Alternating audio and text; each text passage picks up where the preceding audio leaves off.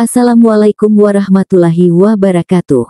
Selamat datang di channel As by Story. Jangan lupa like, komen dan subscribe serta aktifkan lonceng notifikasi agar tidak ketinggalan cerita menarik lainnya. Sekarang mari kita mulai ceritanya.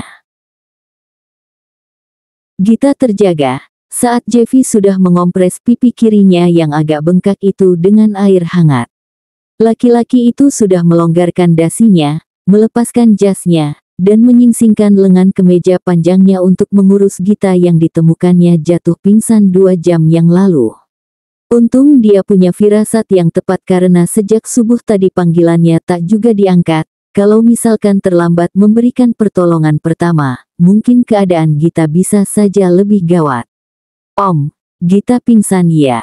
Jeffy mengangguk, lalu tangannya membelai rambut Gita yang ikal.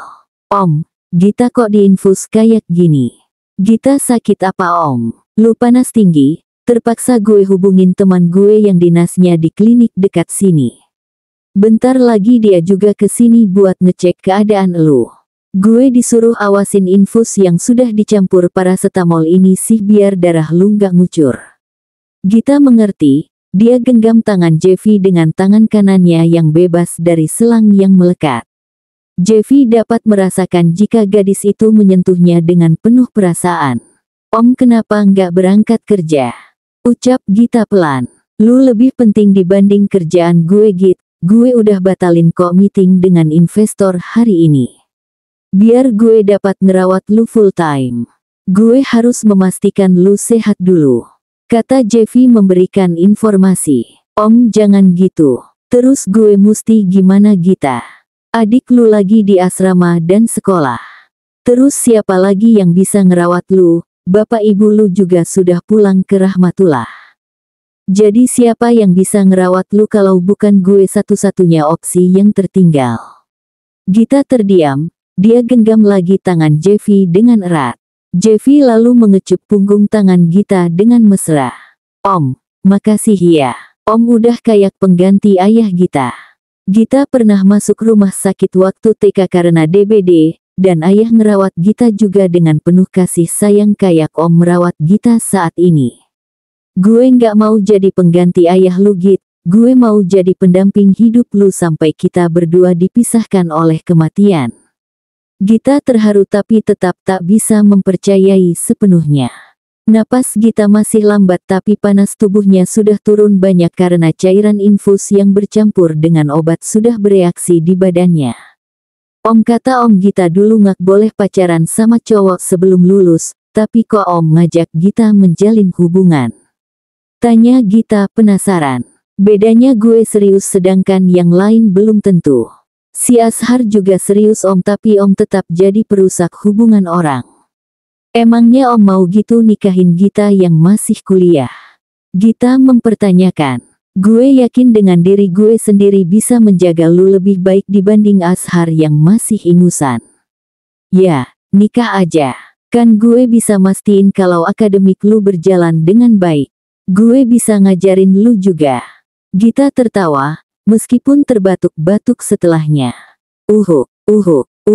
Om Gita bakal jadi istri kedua om ya. Kan om mau nikah sama Kak Dahlia. Kenapa nggak sekalian jadi istri keempat om, biar Gita bisa paling disayang sama om. Jeffy merasa dicubit saat Gita mengucapkan hal tersebut. Dia sendiri tidak tahu apa yang harus dia ucapkan untuk menjawab. Hubungannya saja tak jelas dengan Dahlia, tapi sudah memberikan harapan dengan Gita. Masalahnya sekarang wanita tersebut tak semudah itu percaya dengan apa yang Jeffy janjikan. Gue kan gak cinta dia, Git.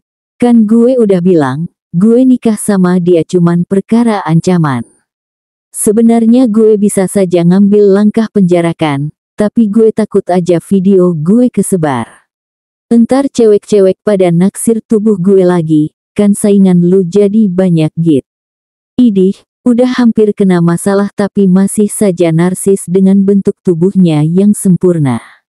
Ya, begitulah Jeffy, rada-rada anti merendahkan dirinya sendiri meski sudah terbukti berdosa dengan semuanya. Ih, apa sih om, tapi Gita pengen lihat deh videonya kayak gimana. Jadi penasaran. Hahaha. Gita terbahak meskipun napasnya tersendat-sendat. Jeffy berubah galak. Git, lu nggak usah lihat kalau videonya 16 menit doang. Nanti lu juga bakal bisa menikmati gue telanjang di depan lu sampai gue nggak bernapas lagi. Bahkan lebih lama dibanding itu dan tentunya nafsu lu bakal gue layani lebih baik dibandingkan cuman VCS doang. Langsung action ini mah Git, tanpa lu imajinasiin dulu. Gita memasang tampang jijik ke arah Jeffy. Dia tak dapat membayangkan jika suatu saat dia menikah dengan pria ini.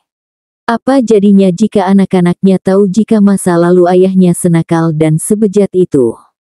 Apa sih Om, suka gaje deh. Kilah Gita. Bilang aja gue enak, jangan lu ditampilkan lagi deh ya Git. Gue tahu, lu suka kalau gue sentuh. Makanya kita mesti nikah biar halal. Mau ya?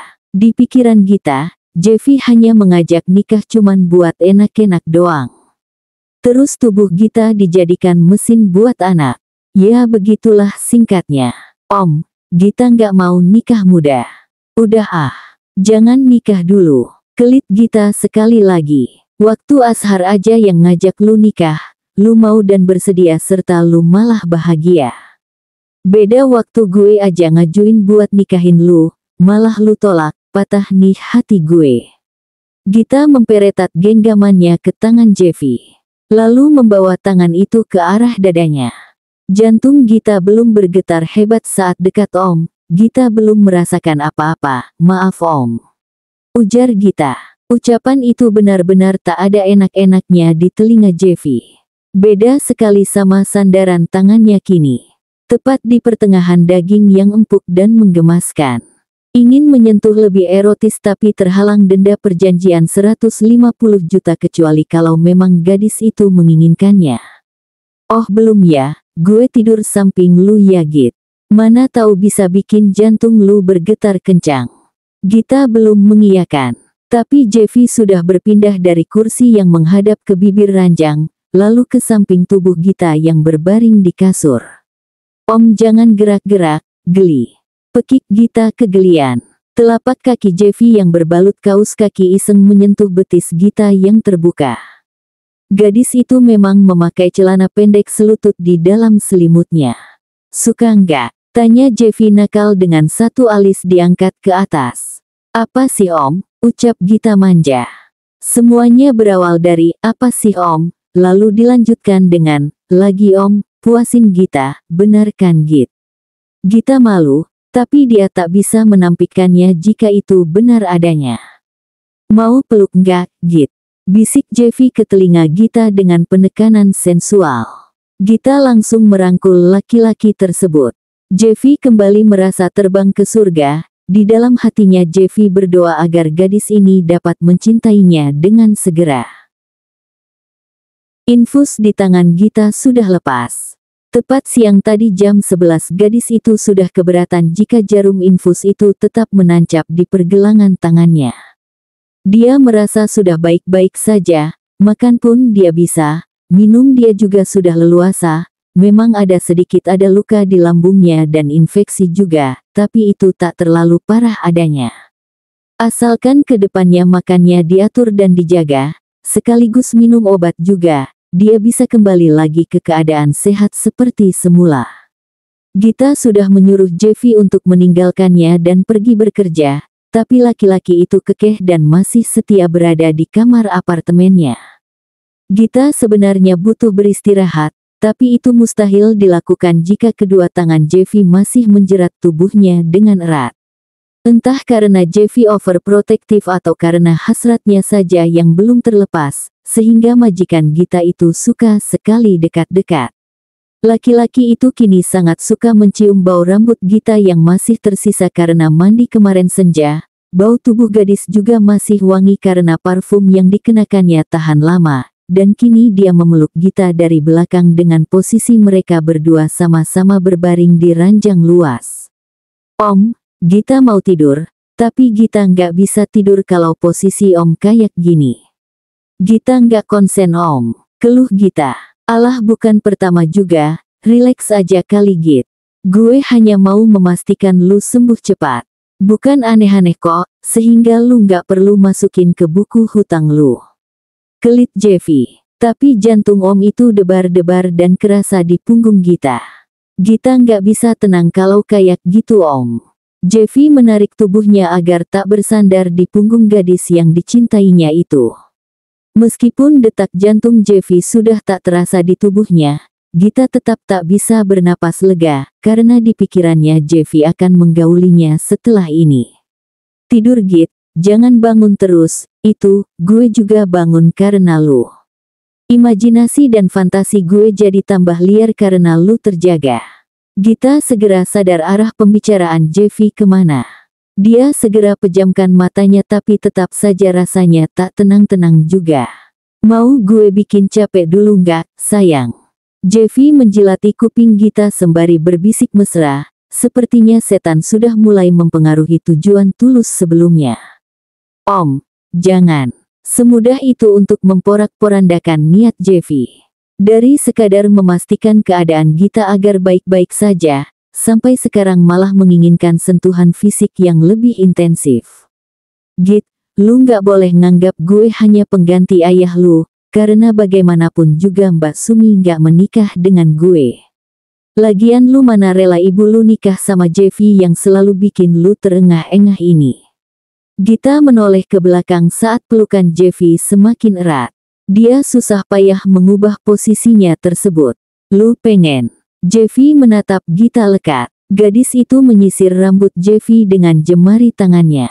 Om. Kenapa ya saat Gita kecupan sama Ashar yang teringat malah Om? Padahal dia nggak semenggairahkan Om jika melakukan itu. Jujur Gita apa adanya. Jeffy benar-benar melambung ke angkasa. Dipuji demikian, laki-laki itu merasa yakin Gita suatu saat akan jatuh ke pelukannya yang hangat. I love you Git. Itu artinya lu sebenarnya udah jatuh cinta ke gue tapi lu selalu menampikkan saja selama ini karena kehadiran dua cecunguk itu. Emang gitu prosesnya? Agak ribet karena kita beda generasi, gue terlalu tua buat lu. Lagian kita selama ini hubungan kita diawali dari partner mendesah sebelum jadi partner hidup untuk menikah. Papar Jeffy. Gita manyun. Lalu merapikan kembali rambut mesi Jeffy dengan jemarinya yang lentik.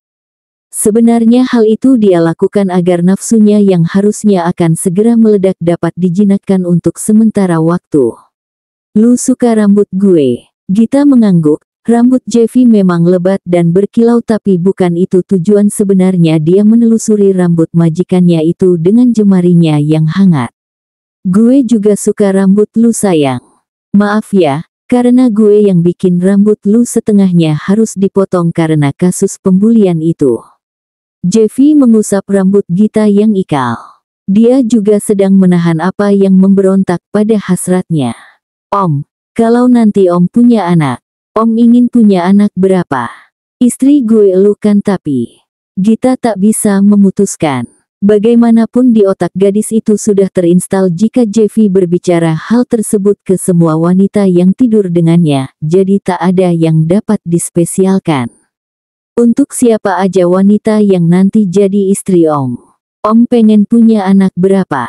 Kalau sama orang lain gue nggak bisa mengimajinasikannya Git, soalnya gue nggak cinta. Tapi kalau sama lu, gue pengen punya anak banyak kalau lu sanggup. Kan lu baru 19 tahun masih di masa-masa produktif ngasilin anak. Lagian lu kan juga keibuan, bisa ngurus anak meski entar gue pasti tambahin babysitter untuk bantuin ngurusin anak-anak kita. Gue sebenarnya nggak suka anak-anak tapi sejak kenal Cika, juga Lala dan Rara yang berubah karena lu, gue yakin aja anak-anak pasti akan jadi sosok menyenangkan karena dididik sama lu. Jeffy jujur mengungkapkan hal tersebut. Gita tersentuh dan kembali ingin meraba pria itu di bagian tubuhnya yang lain. Ah, nakal. Tangan Gita merayap ke kancing kemeja Jeffy dan melepaskan buah baju yang melekat itu satu persatu. Laki-laki itu memperhatikan tingkah Gita tersebut dengan wajah yang sangat bernafsu. Ah, tangan itu kini menyelip ke dalam kemeja Jeffy yang sudah menganga. Halus sekaligus menggelikan, sehingga Jeffy tak tahan jika hal ini tak dilanjutkan ke keadaan yang lebih menggairahkan. Gita menurunkan tubuhnya, lalu bibirnya meraih dada Jeffy yang sedikit berbulu.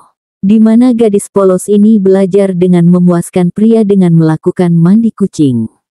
Seperti yang dia lakukan sekarang meski dengan gerakan yang masih ragu-ragu. Hisap sayang, kerasin. Gita segera menindih Jeffy, lalu melakukan apa yang Jeffy minta dengan sangat menggairahkan. Jeffy merintih, terengah, dan di dalam celananya sudah menegang terlalu tegang. Ah!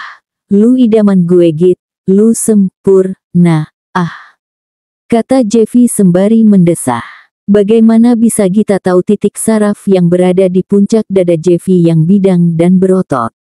Semakin lama lidahnya bermain di sana, Jeffy semakin tak tahan untuk tak mengerang. Kita gantian Git. Jeffy mengalihkan posisi Gita dengan secepatnya. Gadis itu sekarang di bawah, dan Jeffy segera menaikkan pakaian gadis itu agar dapat lolos dari kedua tangan Gita yang pasrah. Om, Gita, ucapan Gita terpotong. Kakak, kedua tamu yang baru masuk ke apartemen itu tercekat dengan apa yang barusan mereka lihat. Gita dan Jeffy benar-benar terjerat dan harus menjelaskan ini semua dengan tepat. Jeffy dan Gita sudah kembali berpakaian, duduk terpisah, dan siap menerima apapun serangan dari Amri yang kelihatan tidak senang. Muka adik pertama Gita itu sudah kelihatan muram sejak mengetahui kakaknya dan orang tua walinya kepergok bermesraan dengan keadaan keduanya telanjang setengah badan. Dia datang lagi setelah menitipkan Cika ke tempat mandi bola di lantai 1 apartemen ini, maka dimulailah sidang untuk Jeffy dan Gita. Maafin gue Ri, gue sama kakak lu emang udah tunangan. Dan kita akan menikah kok suatu saat nanti. Muka Amri benar-benar sudah merah padam. Dia syok bercampur kecewa dengan kelakuan mereka berdua. Semua ketakutannya selama ini terbukti adanya. Kakaknya memang ada hubungan dengan om-om tampan itu. Dan parahnya, hubungan mereka berdua lebih dari hubungan antara majikan dan pembantu. Kak, kata kakak cincin itu hanya hadiah ulang tahun. Dan kakak bersikeras kalau tak ada hubungan apapun sama Om Jeffy. Maaf Ri, kakak emang udah tunangan sama Om Jeffy. Dan cincin itu adalah cincin pertunangan kita. Ucap Gita dengan tampang bersalah. Tunangan kak, tunangan. Kakak kira kakak boleh tindih-tindihan sama Om Jeffy gara-gara kalian tunangan. Kalian itu belum halal kak. Apa yang kalian lakukan itu haram. Gita merasa sangat berdosa dengan semua yang Amri tuduhkan sampai tak bisa lagi mengucapkan apa-apa. Jeffy sudah siap dengan kalimat kilahannya. Sorry Ri, gue khilaf tadi. Ya mungkin terbawa suasana soalnya di sini cuman ada gue dan kakak lu saja. Amri tak mempedulikan alasan Jeffy yang menurutnya sangat cuci tangan. Dia kembali memperhatikan kakaknya yang sekarang tertunduk lesu. Kak. Kakak simpanan Om Jeffy. Om Jeffy bukannya sudah punya calon istri. Gita bergidik, dia angkat wajahnya yang kini tak tenang lalu menoleh ke arah Jeffy yang berusaha santai. Ri, nggak mungkin lah, gue setega itu jadiin kakak lu simpanan. Kan dia tunangan gue. Jelas Jeffy membela Gita dan dirinya sendiri. Saya tidak nanya sama Om, saya nanya ke kakak saya sendiri. Ujar Amri mengeras. Menyeramkan juga kalau Amri marah ternyata, pikir Jeffy. Namun, dia tak boleh takut-takut sebelum benar-benar tersudut. Ri, kakak bukan simpanan Om Jeffy, kata Gita pelan. Percuma sudah pembelaan Gita beserta penyangkalannya. Amri tak akan mempercayainya semuanya. Kak, kakak membiayai kami dari jual diri ya. Kalau gini Amri mending nggak sekolah kak. Amri lebih rela melaut dan jadi penerus ayah di kampung. Amri nggak mau kak, dapat fasilitas ini dari kakak jual tubuh. Jeffy mulai menyesal karena tadi pagi sempat memberitahukan adik-adik Gita jika gadis itu sakit dan lengkap diberitahukan alamat yang jelas. Jeffy juga tak menyangka ternyata anak-anak itu datang lebih cepat dibanding waktu yang dia kira. Dan parahnya ketika Dokter Rino tadi pamit pulang setelah melakukan pemeriksaan terakhir pada Gita, pintu juga lupa dikunci dengan rapat. Hampir tersudutkan, Jeffy harus kembali mengatur kata-kata agar suasana yang dingin dapat berubah. Meski semua celah alasan yang dapat membenarkan dia dan Gita hampir tertutup sempurna. Mereka ini benar-benar tertangkap basah. Om, mau jadiin kakak saya apa setelah Om pakai-pakai? Jeffy mendengus, dia pegangi sudut keningnya karena pusing. Gue akan nikahi dia. Gue bersumpah akan nikahi dia. Jadi istri keberapa? Kan Om mau nikah sama Kak Dahlia setelah gagal jadi suami dari Kak Nabila. Jadi kakak saya mau Om jadiin istri keberapa? Rumit, seperti benang kusut. Jeffy mulai menyesali kenakalannya yang sudah-sudah karena hal tersebut berimbas untuk kehidupannya yang di masa sekarang. Di sisi lain, Gita juga menyesal karena di minggu kemarin dia pernah memberikan penyangkalan yang terlalu jelas sehingga hal tersebut menjadi amunisi untuk Amri dalam menjatuhkannya kini. Ya udah, dia akan gue jadiin istri kedua dan pasti lebih gue sayang dari istri pertama. Amri mencebikan bibir lalu menghampiri kakaknya yang duduk termanggu di sudut ranjang. Ayo kak, kita balik lagi ke kampung. Amri sama Cika ikhlas buat nggak sekolah agar kita bisa hidup benar dan di atas ridho Allah. Ayo kak, kita pulang.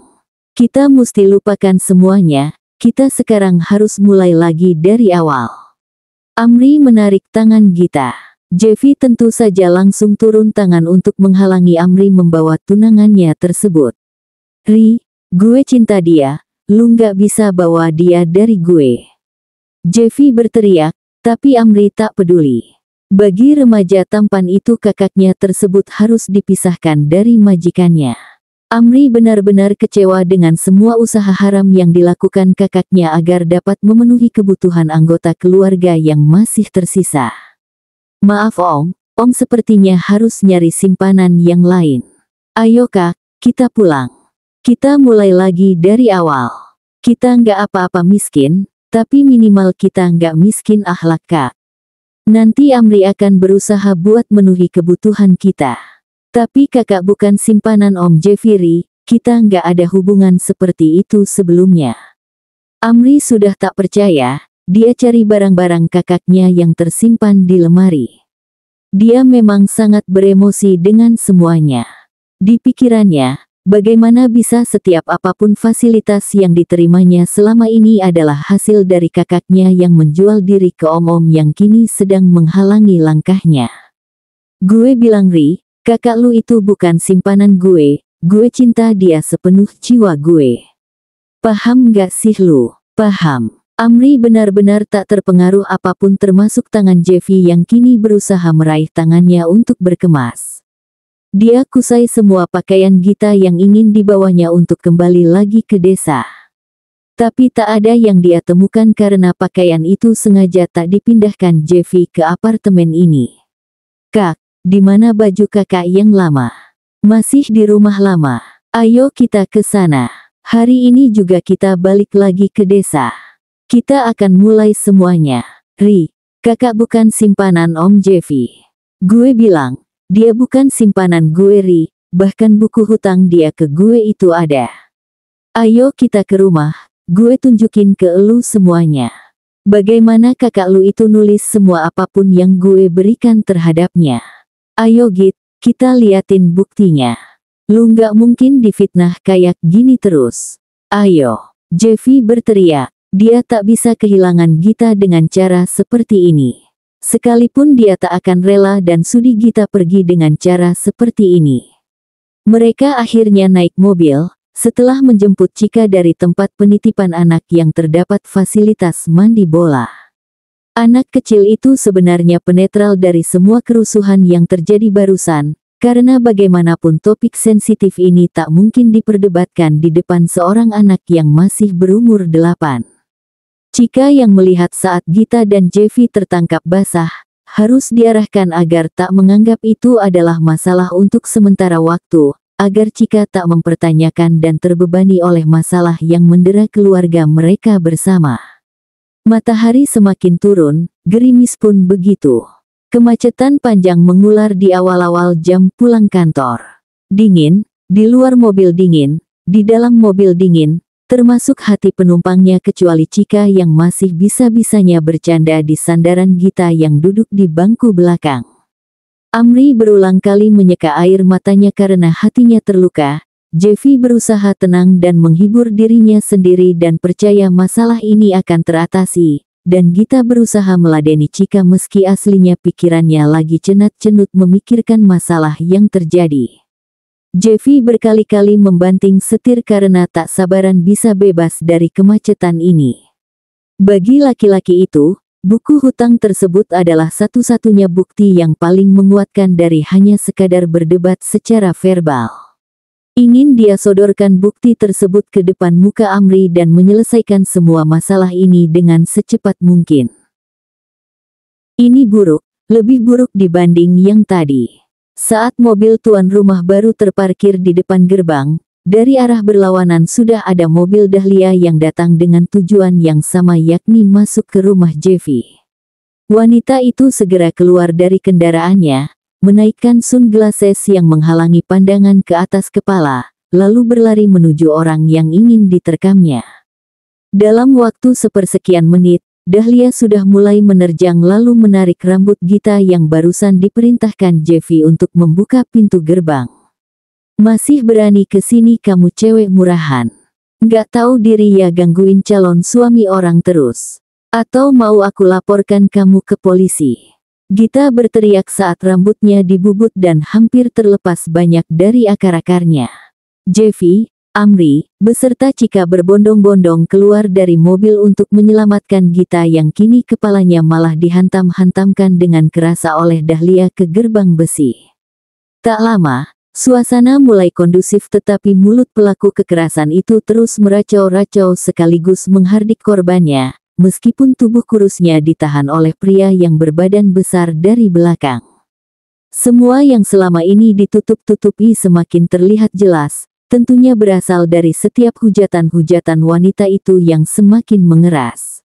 Amri semakin tahu apa yang sebenarnya terjadi. Intinya, kakaknya itu adalah orang ketiga dari hubungan dua orang yang akan menikah ini. Murahan, wanita bajingan. Pergi kamu dari hidup calon suami saya sekarang. Pergi. Pekik Dahlia semakin kuat. Kening Gita bengkak, hidungnya berdarah, bibirnya pecah. Saking kerasnya hantaman besi tadi ke wajahnya yang masih terlihat lemah. Hati Jeffy menjerit, dia merasa sangat berdosa kenapa semua ini menimpa gadis yang dia cintai.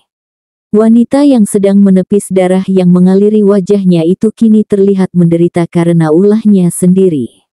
Adik Gita memang membantu Gita untuk berdiri, tapi sebentar lagi setelah mereka membereskan semuanya, ketiganya pasti akan memutuskan untuk lari. Ayo kak, kita pergi, kita mulai dari awal lagi. Sudah saatnya kakak lupakan semuanya. Maafin kami ya kak karena menjadi beban sehingga kakak berbuat nekat untuk dapat semuanya. Gerbang itu akhirnya terbuka, tapi beberapa orang tetangga datang karena ada keributan. Agar kondisi keributan ini dapat dikendalikan, sekaligus meredam suara Dahlia yang menyerocos seperti kereta api, maka mereka memindahkan kebisingan itu ke dalam rumah. Hujan gerimis sore ini membawa tangis. Semuanya kacau balau. Tak ada yang bisa dilakukan Jeffy untuk menahan Gita pergi termasuk hardikan calon istrinya yang masih membabi buta saat ini. Menyakiti hati semuanya tentu saja, termasuk Cika yang kini merasa kakaknya itu adalah seorang wanita tak benar yang sudah menjual diri demi materi. Jeffy kehilangan jiwanya. Dia hantam apapun yang ada di depannya. Satu meja kaca pecah karena tendangan.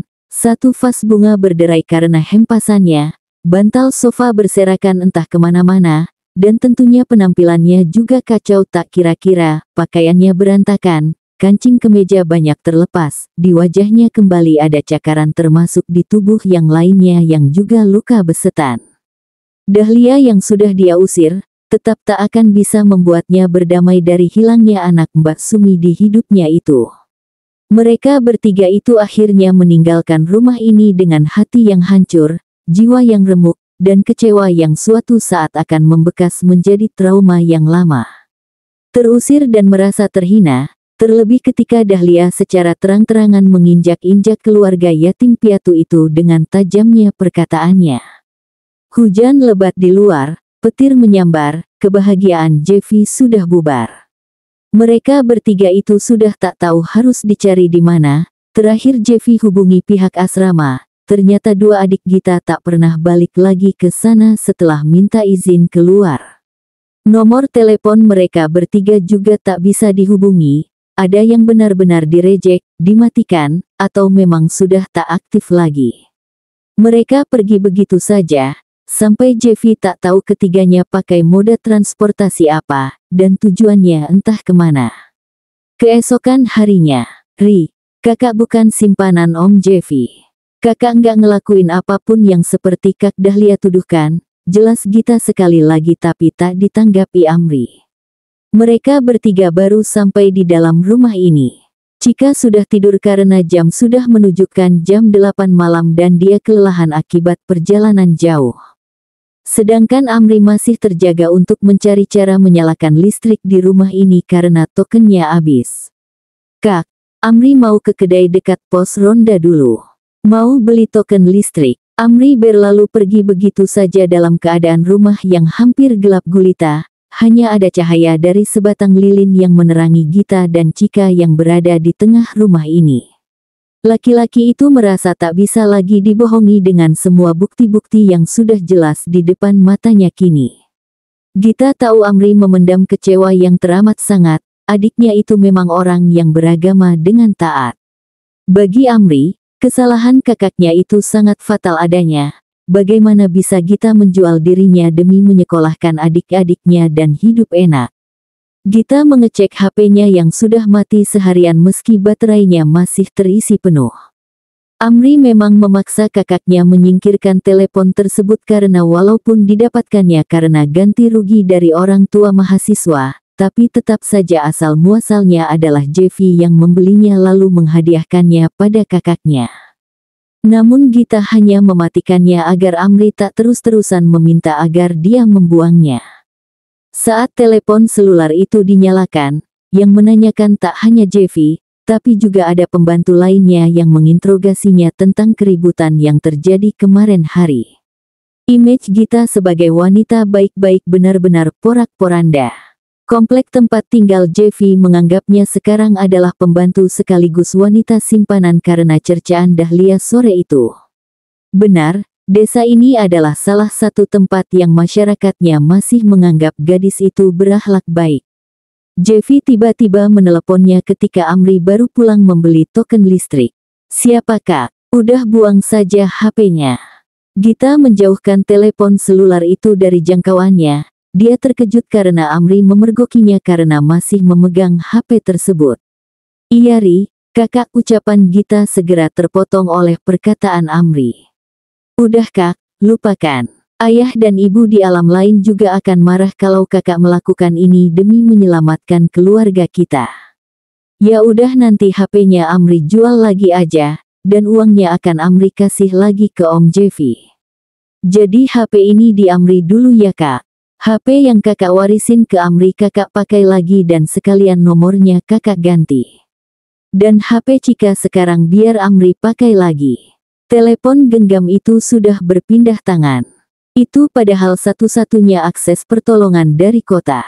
Gita harus mengatur kehidupannya lagi, memikul bebannya, dan berharap bisa mengatasi semua masalah yang nanti akan terjadi. Hidup benar-benar tak semudah membalikkan telapak tangan bagi mereka sekarang. Sudah semingguan Gita tak dapat kerjaan, Cika putus sekolah, dan hanya Amri yang pergi membelah lautan untuk menyambung kehidupan mereka bertiga. Selalu ada ketakutan saat melepas anak bujang itu ke tengah samudera, takut jika dia hilang ditelan ombak seperti nasib ayah mereka. Tapi Amri selalu meyakinkan Gita dan Cika akan pulang ke rumah dengan selamat serta membawa uang setelah ikan tangkapannya dijual di pelelangan di pagi harinya.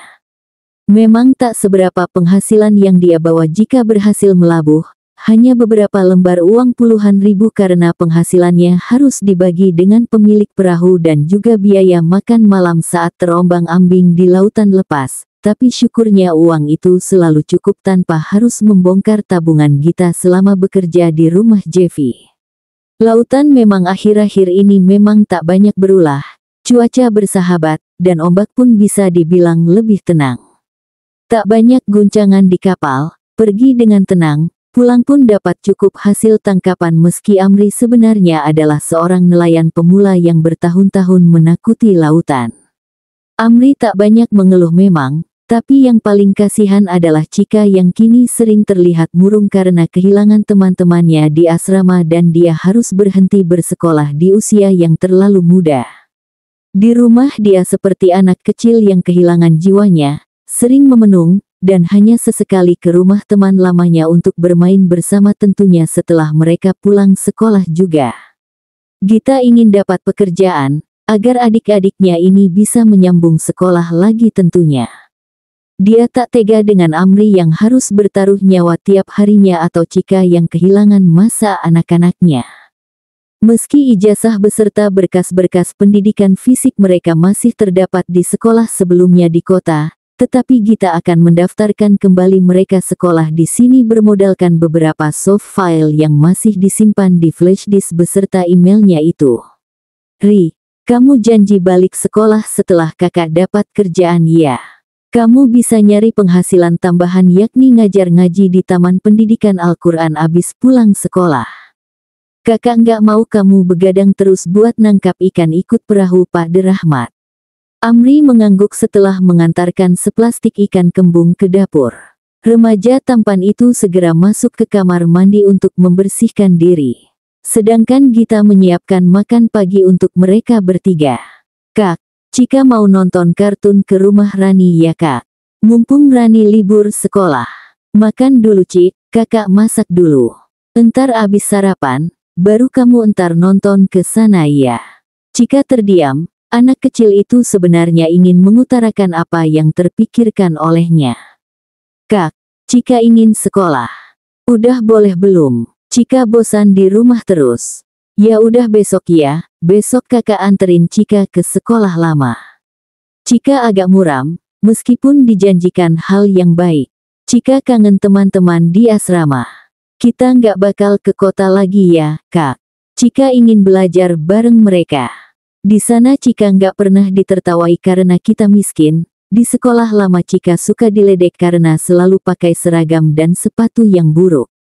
Dulu Om Jeffy selalu tahu kebutuhan kita ya kak.